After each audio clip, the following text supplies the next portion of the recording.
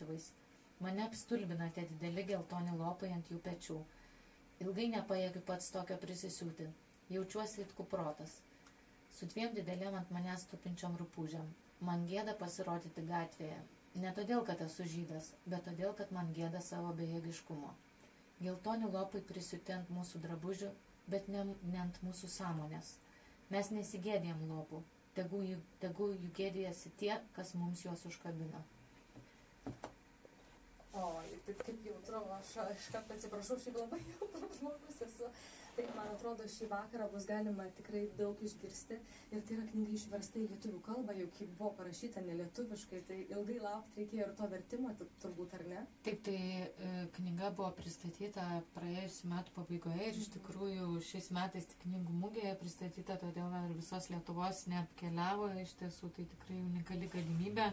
O daugiau tuo pačiu ir apie Icchoką Rudaševskį ir apie kitus asmenis, kuriems yra įdėti atminimo akmenys, galima sužinoti puslapį atminimoakmenys.lt ir ten galima paskaityti taip pat asmeninės istorijas, nes man atrodo, kai mes kalbam apie žydus, kurie gyveno Lietuvoje, tai svarbu kalbėti ne tik apie holokaustą, labai svarbu kalbėti apie tai, ką žmonės kūrė ir ką kūrė kaip mūsų kaimynai, mūsų draugai, žmonės, kurie gyvena šalia ir kurie gyveno gatvėse, kuriomis mes dabar vaikštome. Ir man atrodo, mes kartais net nežinome, aš ir pati esu alytiškė, kartais tikrai nežinome, bent jau mokykloje man, pavyzdžiui, niekas nesakė, kad Juozapavičiaus tiltą suprojektavo irgi žydas. Arba kad vienas pirmųjų kino teatrų Alytuje buvo įkurtas žydų, būtent Alytuje. Ir Alytuje iki Antrojo pasaulinio karo gyveno 20% žydų, tai viso miesto gyventojų. Tai aišku, jų likimas buvo liūdnas, nes beveik visi Alytaus žydai buvo nužudyti Vidzgirio miške.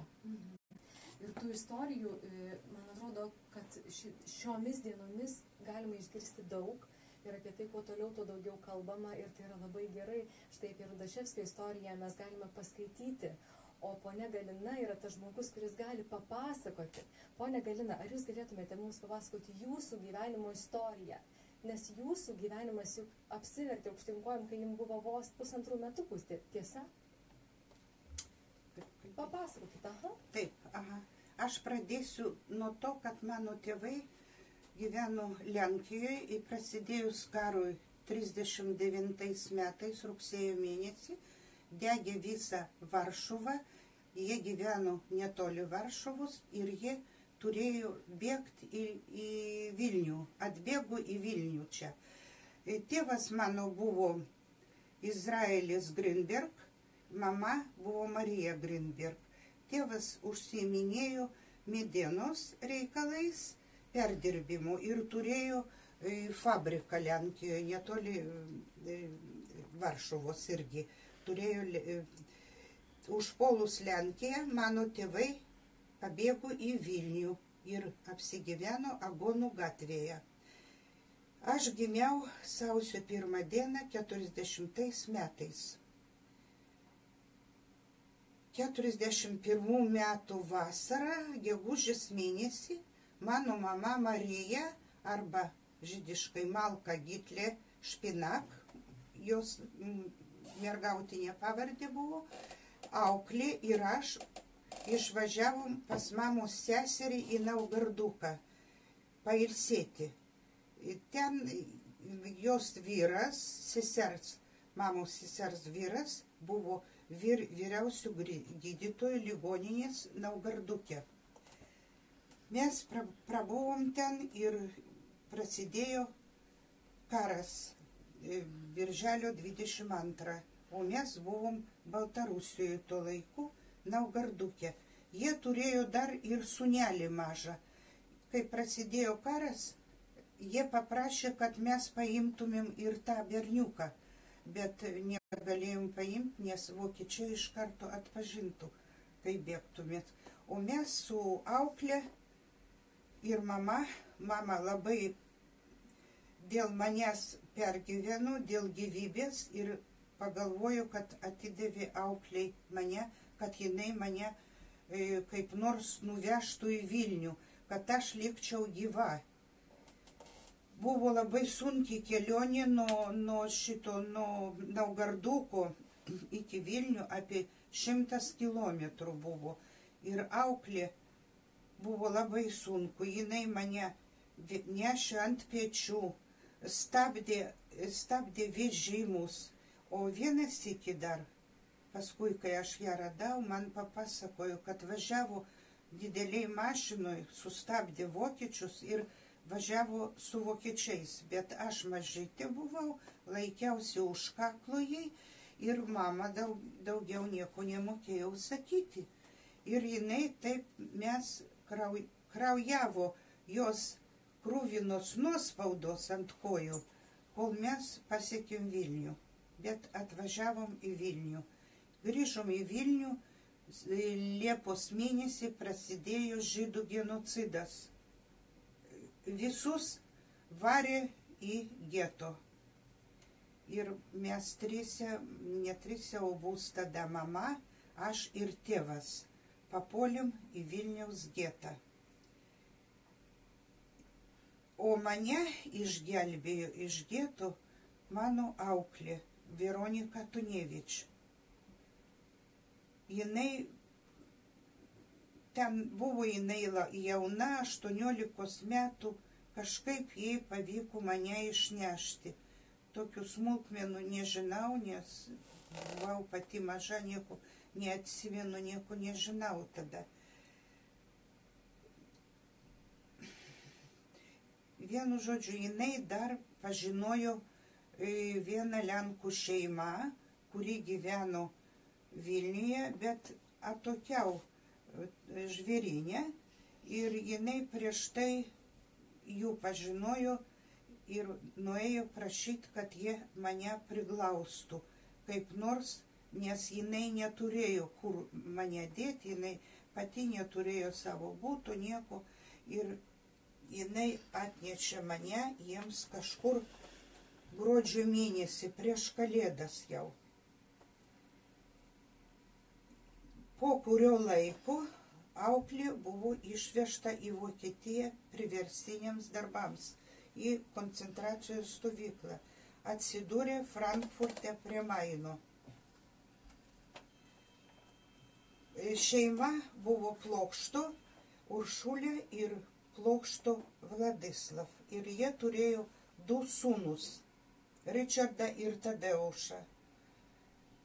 O 44 metais dar pabaigoje gimė dar vienas berniukas sūnus, Vladimiras. Jie mane priglaudė, visi Plokšto šeimos nariai žinojo visą tiesą, kaip aš atsiradau šitoj šeimoj, bet mane niekada dėl to nepriekaištavo.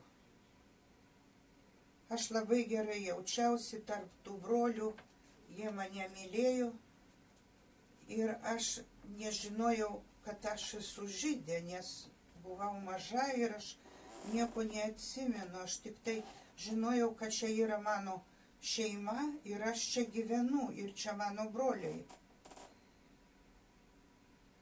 Ir nacių okupacijos laikotarpiu Plokšto šeima slėpė mane iki 44 metų birželio mėnesio. Paskui jau nebuvo pavojinga. Vokiečiai jau, kaip sakant, jau pabaigimas to karo buvo. Jie nuolat baiminosi dėl mano gyvybės ir dėl savo vaikų ir visos šeimos gyvybės. O šeimos dar materialinė padėtį sunkino ir tai, kad man nebuvo skirta maisto kortelė, nes neturėjau žinoti, aš buvau nelegaliai pas jos. Todėl duonos kąsnių su manim dalyjosi visą šeimą, ir suaugę, ir vaikai.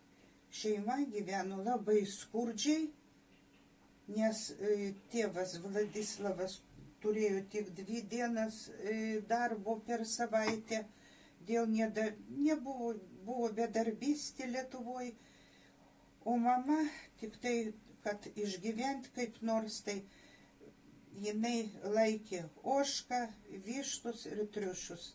Ir taip mes vargingai gyvenom, bet buvo visi labai geri žmonės.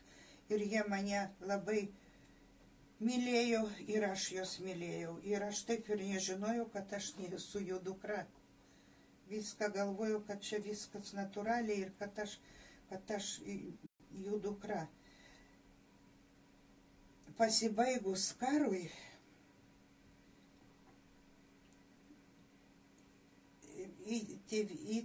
mano įtėviai, Uršulė ir Vladislavas, galvojo, gal tėvai atsiras.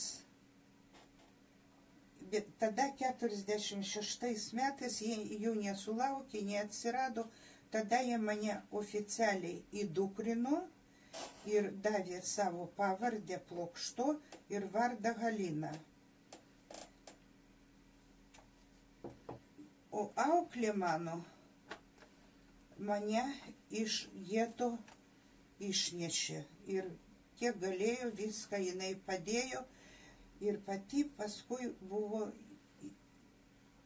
ištremta į Frankfurt am Main, į koncentracijos stovyklą.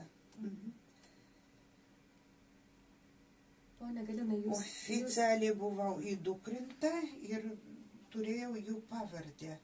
65 metais mirė mano tėtis Vladislavas Plokšto ir mama labai liūdėjo. Aš jos niekada negalėjau paklausti, nes žmonės aplink kalbėjo, kad čia ne tavo tėvai. Aš negalėjau patikėti, nes klausiau, tai kurie mano tėvai, kas yra mano tėvai, niekas nežino. Tada aš 67 metais pirmą kartą paklausiau mamos, kaip iš tikrųjų yra, kaip ar aš jūsų dukra ar ne, nes visi aplink šneka, kad aš esu, kad jūs ne mano tėvai. Mama paaiškino man viską pasisakė, kad tėvai mano yra pabėgėliai iš Lenkijos, žydų tautybės žmonės ir pasakė vardus jų viską, ką jinai atsiminė, nes jinai negalėjo palikti jokių dokumentų, nes jeigu vokiečiai surastų, tai visus tada, visi rizikavom, kad visus jie nužudys. Ir tada aš pradėjau ieškoti, pirmiausia pradėjau ieškoti savo auklės, Veronikos Tunevič. Aš paskelbiau, paprašiau kaimynų, žmonių, kurie žinojo Lenkijoje, kurie gyveno mano pažįstami, aš jų paprašiau ir jie per radiją pranešė, kad tokia Galina Plokšto ieško savo auklės. Ir ją suradau aš ją, jinai gyveno Slubicoje, miestas Slubica, čia yra Ziliona Gūra. Jo, netoli Vokietijos Frankfurto na Odere. Tik tai per tiltą pereini jau yra Vokietija. Bet aš ją radau ir nuvažiavau pas ją, bet jinai po tų koncentracijos stovyklų buvo labai sirgo, buvo pusiau paralyžiuota. Bet iš jos aš dar daugiau sužinojau apie savo tikrosius tėvus Grinbergus, nes mano ta mama Uršulė ir Vladislav, jinai žinojo tik tiek, kiek išgirdo iš auklės, kuri mane atnešė pas jos. Jinai man nupasakojo ir apie jų išvaizdą net, nes nuotraukos neliko. Man buvo labai įdomu, kaip tie mano tėvai atrodė. Tai mama maždaug 20 metų buvo, o tėvas 27 metų. Ir iš jos pasakojimų aš pradėjau įsivaizduoti, kaip atrodė mano tėvai ir kaip mano visa istorija. nes mane augino šeima Plokšto, o auklė liko gyventi šitam Lenkijoje. Daug kartų aš pas ją svečiavausi, kai jau suradau ją, buvau svečiuose pas ją, bet jinai buvo labai ligota, labai norėjo pamatyti Vilnius, kur jinai gimė ir gyveno, bet jau negalėjo tada to laiku. Ir buvo pas ją dukra Teresa ir mes visi labai gerai susidraugavom. Aš daug kartų važiavau į Lenkiją ir Teresa pas mane irgi važiavo. Lenkijoje buvo toks laikotarpis, kada ir ne Jaruzelskis, o Jaruzelskis buvo teisingai prie Jaruzelskio buvo tas perversmas. Ir jie labai sunkiai, ten viskas nieko nebuvo. Tai jinai man rašydavo laišką ir aš jai atsiųsdavau. Nei muilo nebuvo, nei arbatos, nieko, nei cukraus. Tai tiek, kiek galima buvo, visada jai nusiųsdavau, nes jinai man buvo irgi kaip mama. Tai aš turėjau 3 mamas, iš jų viena mama tikroji mama buvo, o kiti mane gelbėjo ir davė man gyvenimą. Pone Galina, o jūs pati, ar jums buvo galimybė pamatyti tėvus, realiai jūs jų nematėt? Niekada. Kokia jų istorija, ar jūs žinot, kaip jų istorija pasibaigė? Jie žuvo visi, ir tėvai, ir seneliai dar buvo, ir seneliai su mumis bėgo, seneliai tėvo šitą Anna vardas Ileibus, dėdukas buvo. Ir jie visi kartu atbėgo į Vilnių ir dar atbėgo į Vilnių tėvo brolis su žmona Dora. Vadinasi, jie visi apsigyveno Vilniui Agonų gatvėje, netoli jau praktiškai tų geto visų. Jie buvo tos gatvės, Agonų, ten kitos, jos buvo paraleliškai. Iš tų gatvių visų varė visus žydus į getą varė. Ir visi jie papuolė, tik tai mano tėvo brolis su žmona spėjo išvažiuoti į Australiją 40 metais gale, 40 per Sugiharą. Duodavo jis vizas, parduodavo. Jie ten pasakojo man, kaip jie tos pinigėlius laikė medyje paslėptus, kad, žinot, niekas nerastų jų. Ir sumokėjo, ir jie išvažiavo iš pradžių į Japoniją, o iš ten paskui po metų išvažiavo į Australiją, į Sidnėjų. O mano tėvai ir seneliai liko čia. Mane išnešė auklė, o jie visi žuvo. Nieko neliko gyvo. Vot, ir tik tai paskui aš galėjau dar papasakoti, kad aš labai ieškojau.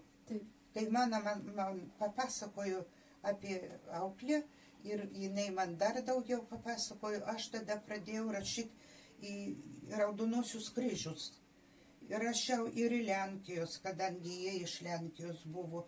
Ir paskui į Ženevą rašiau, ten jau buvo Raudonasis kryžius, tas viso pasaulio.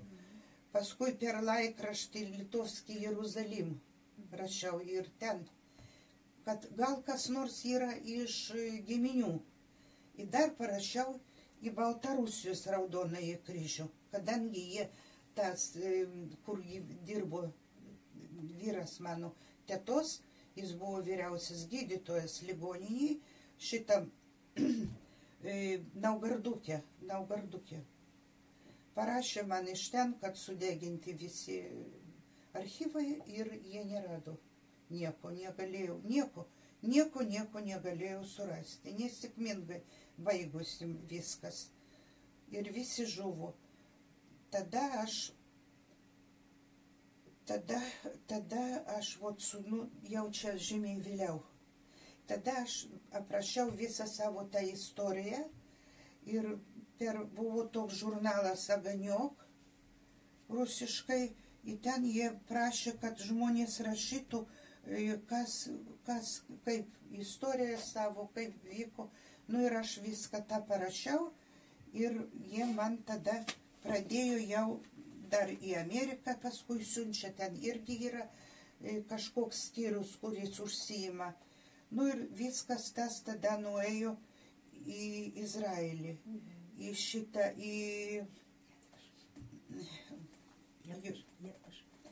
Yad Vashem institutą, Yad Vashem.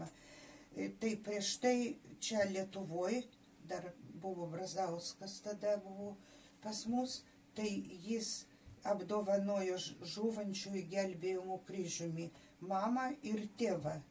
Bet jie, kadangi jau buvo mirę, tai buvo, paėmė du broliai vyresnį. O po to jau 94 metais Yad Vashem holokausto tas institutas suteikė jiems pasaulio teisuolių titulą. Tai ir aukliai Veronikai Tunevič irgi. Tai jinai buvo pripažinta 95 metais pasaulio tautų teisuolių, o mano tėvai buvo 94 metais pripažinti pasaulio tautų teisuoliais. Tautų būtinai reikia sakyti dėl to, kad čia buvo ne iš žydų kilmės, a būtent kitų tautų galėjo būti. Ar lenkai, ar lietuviai. Užtat būtinai turi būti pasaulio tautų teisuoliai. Jie apdovanoti liko irgi. Dabar gal bus klausimų? Taip, ponia Galina, jums ar teko matyti pasaulio tautų teisuolių, ten, kur yra gražiai iškalti vardai, pavardės, galbūt pačiai teko ten viešėti?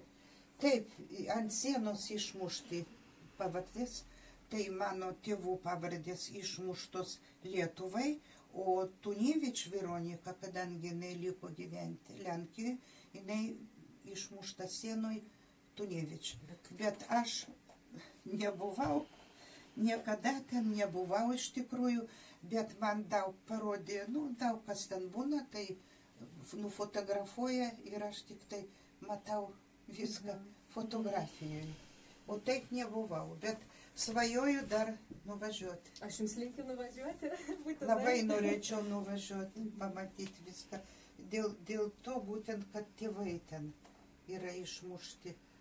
Labai aš jiems visą gyvenimą dėkinga ir skaitau, kad jie yra tokie žmonės buvo, kurie negailėdami turėjo 2 sūnus ir paėmė dar mane ir būtent buvo labai skurdžiai gyveno, nežiūrint tą viską, jie mane priglaudė, įmylėjau galbūt net daugiau negu savo sūnus.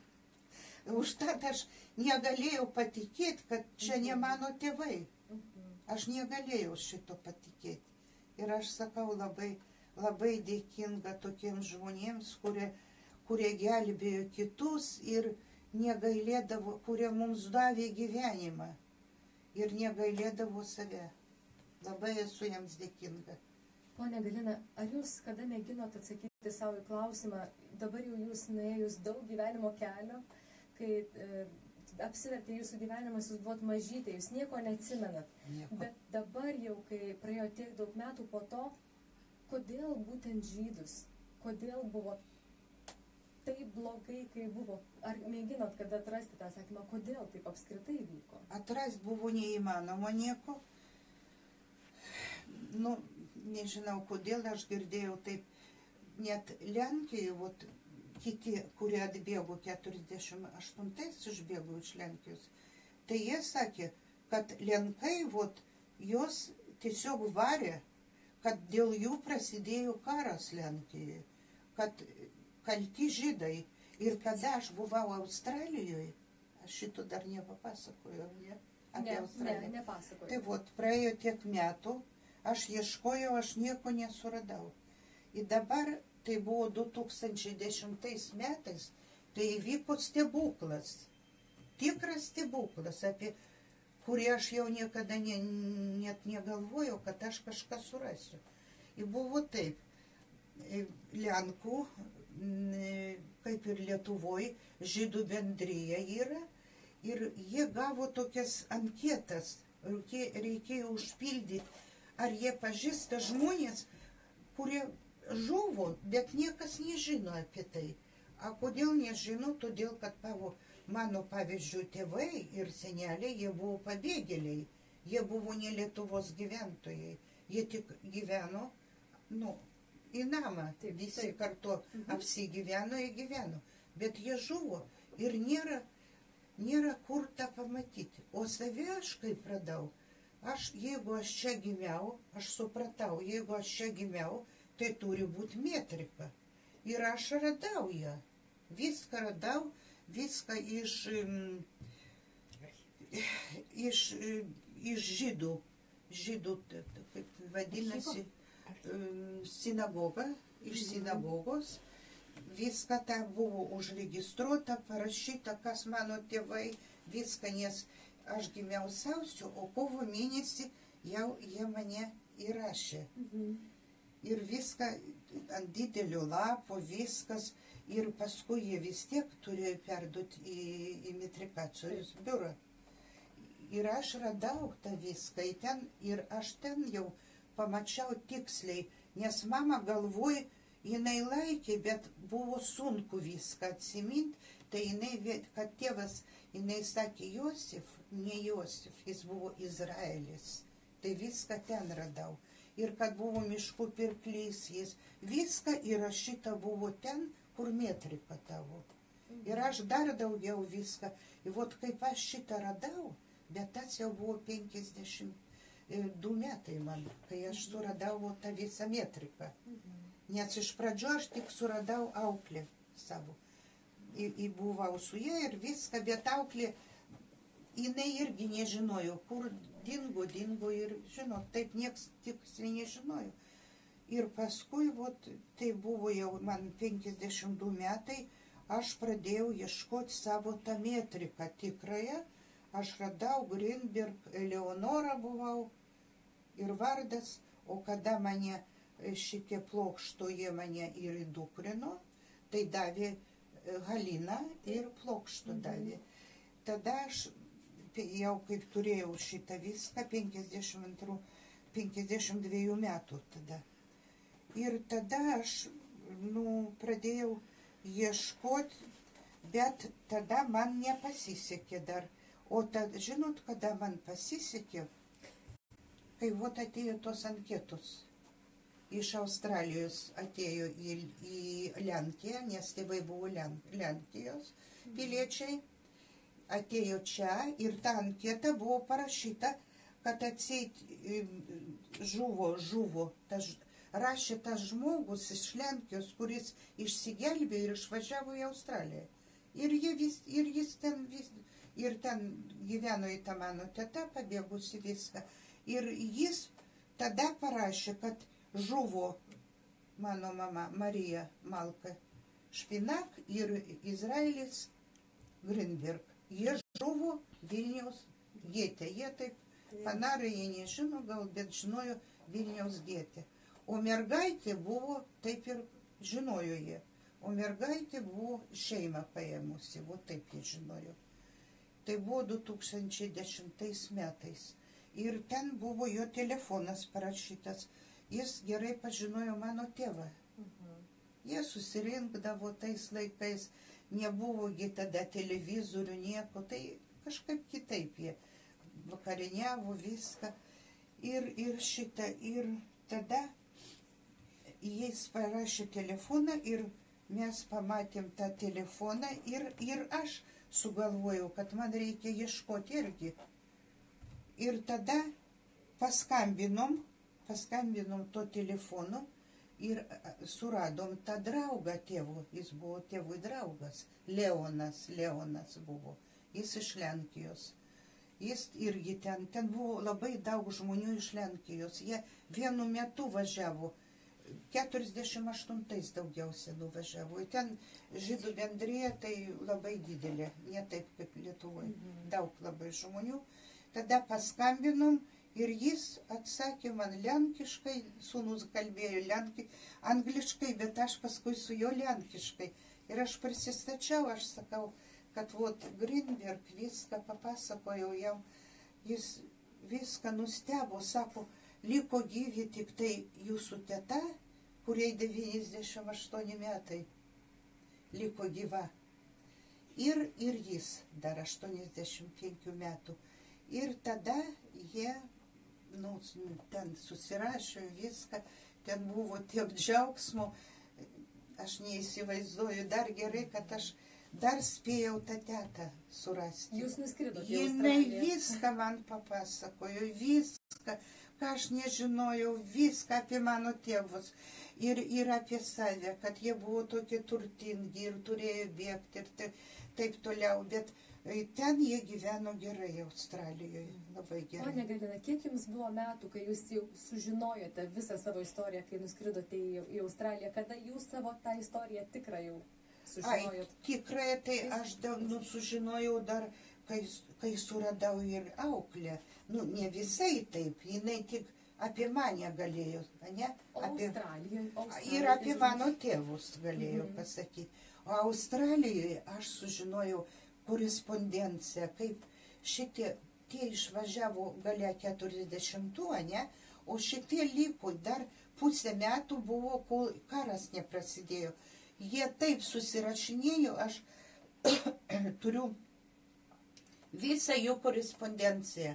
Ir žydiškai rašė, ir lenkiškai daugumą parašyta, kadangi jie iš Lenkijos visi buvo. Aš labai daug ką sužinojau ir aš laikau tą visą korespondenciją. Man taip įdomu, nes, pavyzdžiui, ten kas gimė, kiek tų vaikų, visų vardus. Visa gyva istorija, ar ne? Tuose laiškuose visa gyva istorija. Taip, jūs atsigaivinkit, ponia Galina. Jie mane sutikinėjo kaip karalienė.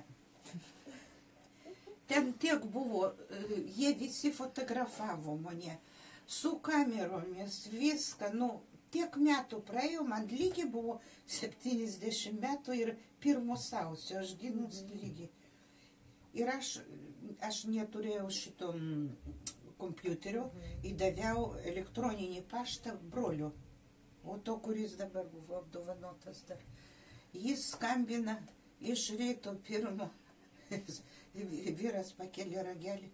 Ko jinai miega? Iš Australijos jie ieško. Jis atbėgo. Tu greičiau kelkis, tave teta ieško. Aš tokius akis pastačiau. Aš nežinojau, kad jie... O tada ir prasidėjo. Taip, stebuklas. Ten ir paskui išėjo žurnalas, į knygą irgi mus fotografavo, tie fotografai, jie šitie Grinbergai pasamdė, ten viską. Išėjo žurnalas, į ten buvo parašyta maža mergaitė surasta. Angliškai viską. Lietuvoje jau lenkiškai išvertė mano, kaip čia pasakyti, brolio sūnus. Kaip bus? Sunienas. Išvertė į lenkų kalbą, paskui ten ir į knygą, vienu žodžiu, jie į tą medį įtraukė mane, nes niekas 70 metų turėjau. Įsivaizduojat, aš čia buvo tikras stebuklas, jau ir jie taip ir pavadino, ir toj knygoj viskas parašytas stebuklas įvyko. Pone Galina, jūs pati esat stebuklas toje istorijoje savo išlikimu. Kiekvienas išsaugotas žydas vaikas, jis yra istorijoje stebuklas. Turbūt kažkaip mane gal Dievas saugojo visą gyvenimą. Iš tikrųjų, kažkaip, taip, ar dėl to, kad aš likau kaip našlaitė, tėvų tai neliko. Tai taip gerai, kad ta auklė buvo toks geras žmogus. Ir jinai mane vadino visą laiką. Paskui, kaip mes susirašinėjom jau, kai aš ją radau, tai jinai mane dukra vadino. Vis tiek aš atvažiavau pas ją į svečius, visiems kaimynams, pasakė, čia mano dukra, kurią aš išgelbėjau, čia mano pirmoji dukra, nes paskui jinai dar 2 vaikus turėjo, Teresa dar ir sūnų turėjo. Jo, tai labai jau, kaip jinai mane mylėjo. Ir jeigu ne jinai, tai aišku, būčiau žuvusi kartu su tėvais. Iš tiesų labai jautri, labai graži, labai šviesi istorija. Ačiū Jums, ponia Galina, kad jie pasidalinote. Aš Jums linkiu sėkmės, stiprybės, sveikatos. Gal ne viską ir papasakojau, kažkaip biškį jaudinausi. Ar su ponia Galina taip pat bus galima susitikti pristatymė knygos, ar ne, Birute? Taip, šiandien 17 val. Jurgio Kunčino bibliotekoje ponia Galina susitiks gyvai su žmonėmis, kurie ateis ir ten pasidalins savo istoriją. O taip pat, kaip ir sakėme, išgirsime ir apie kitą paauglį, kuris dėja nebegali papasakot pats savo istorijos. Ir ten apie jį papasakos jo knygos puslapiai, jo dienoraščio puslapiai, nes dėja Icchokas Rudaševskis 1943 metų rudenį prieš savo dar 16 gimtadienio nesulaukęs buvo Paneriuose nužudytas. Tai susitikimas šiandien 17 val. Alytaus Jurgio Kunčino viešojoje bibliotekoje. Nuoširdžiai ačiū Jums, kad atėjote. Ačiū gražaus susitikimo. Viso geriausio. Ačiū.